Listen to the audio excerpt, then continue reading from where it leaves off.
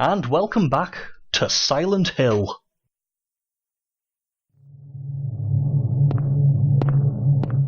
Here we go through another door with the poster on it pasted at eye level. If only Harry was somewhat taller. So we're going down into the basement quite quickly this time. And we've got monsters and darkness.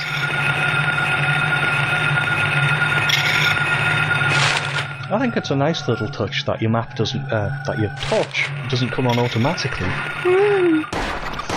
So obviously, unlike a lot of modern games where they have lighting mechanics where it will run out, Silent Hill 1 doesn't do that. Strange music. So we can't go into the storeroom. He's for some reason avoiding the boiler room. Well, the last time it was the boiler room too.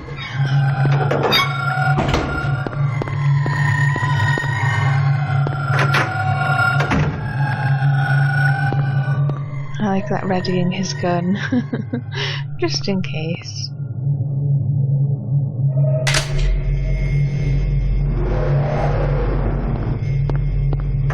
I think all the generators in Silent Hill sound somewhat like monsters. Yes.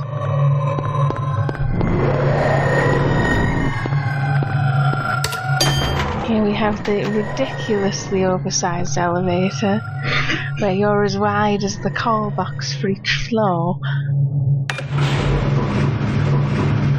Look at that.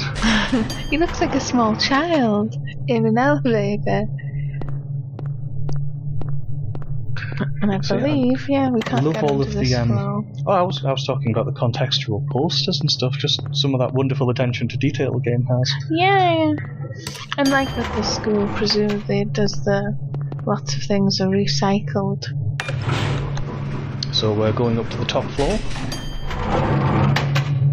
to see what we can see. Which I think, again, you don't really have much access to anything yet.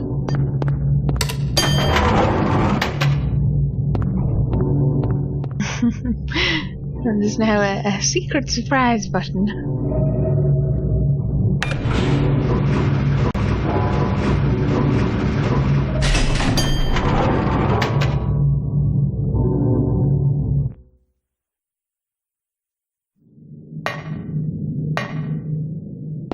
Meanwhile, at the antique shop,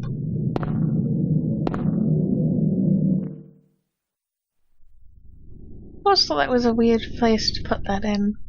So anyway, we're now in a noticeably different hospital.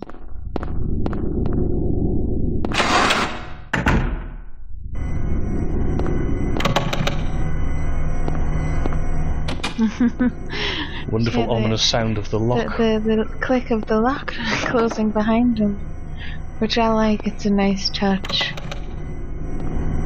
You have to wonder who locked the door behind you.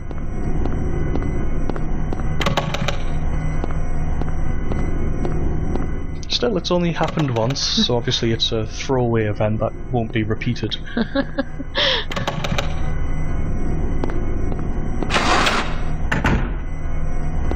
Yeah, I lied. Yes. I love the build-up though. You go to a fourth floor that doesn't exist, you go through it, and then you go through a dark version of the same. You're going through all these corridors and it's not letting you go back.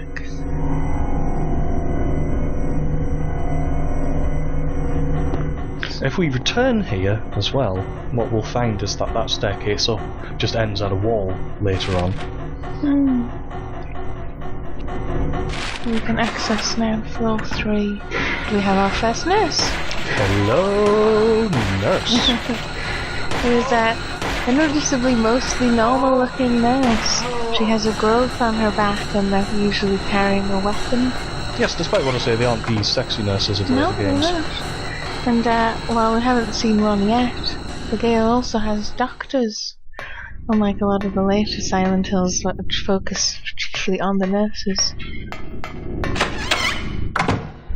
Keep that bird cage in mind, by the way. That does recur much later on. So we're back to sort of the same gameplay in the school. We're going through all the rooms, finding all the things we can pick up, and what we need to do next.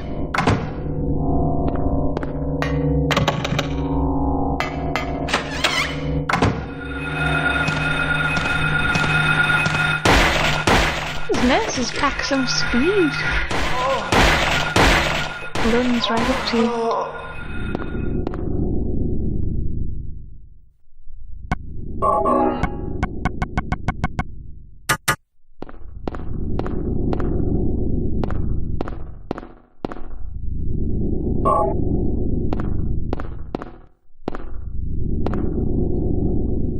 Once again, actually, the steel plate screwed to the wall isn't actually relevant for right now, but keep it in mind because much later in the game we see a recurrence, which is of course why we can examine it. Yes, everything that you can really examine is important.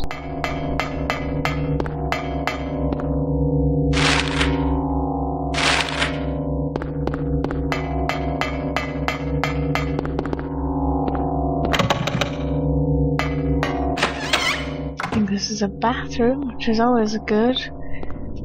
And there's a pickup. Got a plate of turtle, which is blue. I think leaving's for the best. It's never a good sign when there's loud, smashy noises behind you.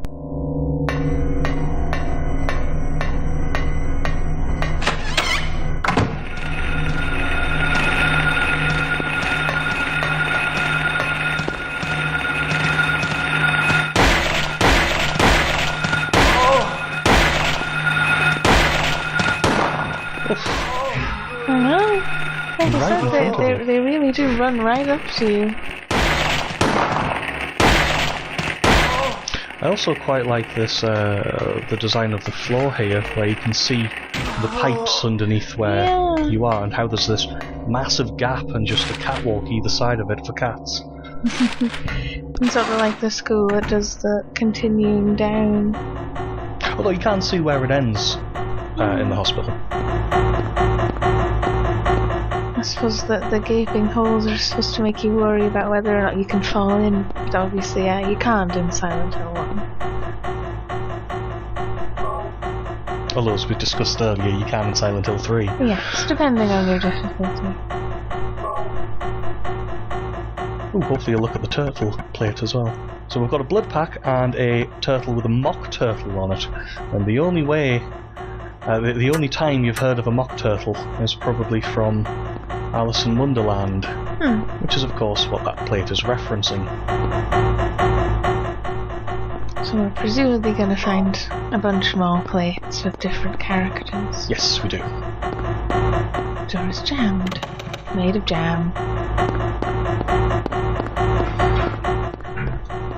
Like the constant horror ambience music as well. Yes, it's all sort of there to keep you on edge and make you uncomfortable. Provide a sense of urgency. So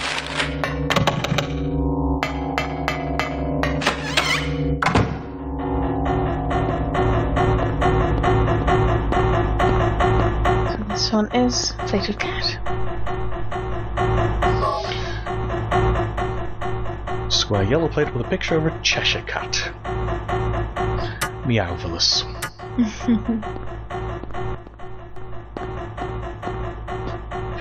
Quite like the way the walls look sort of water damaged or something, I'm not really sure. Yeah. But it's certainly an interesting texture.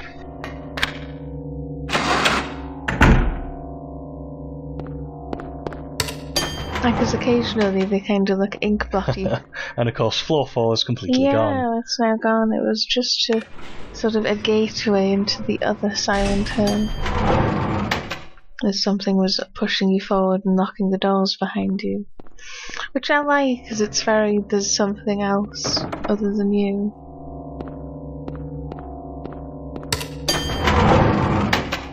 Now the trick to travelling in the alternative version of the hospital is realising that the lift isn't as useful as it is in the other games until you've unlocked all of those doors. You generally get to places through the stairs. Yeah. I assume he's going to have to go back through the staircase. Let's see if he's going to pick up the health drinks from the alternate vending machines. It's actually 3. Did he pick up 3 there or 2? No, he picked up 2. Must assume there was 1 each. Oh, and there we go, we've got a doctor. Same deal with the nurses, mostly normal looking, but with a sort of parasite growth on the knife.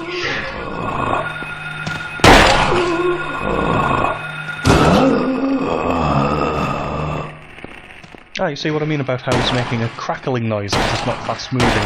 Yeah.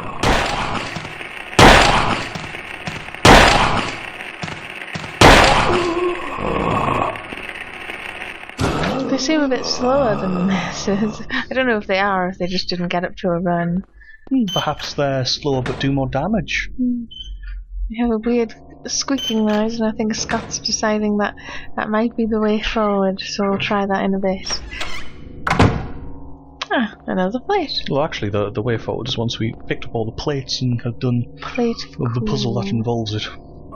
But we'll do that next time, because we're out of time. So we'll see you next time. Goodbye.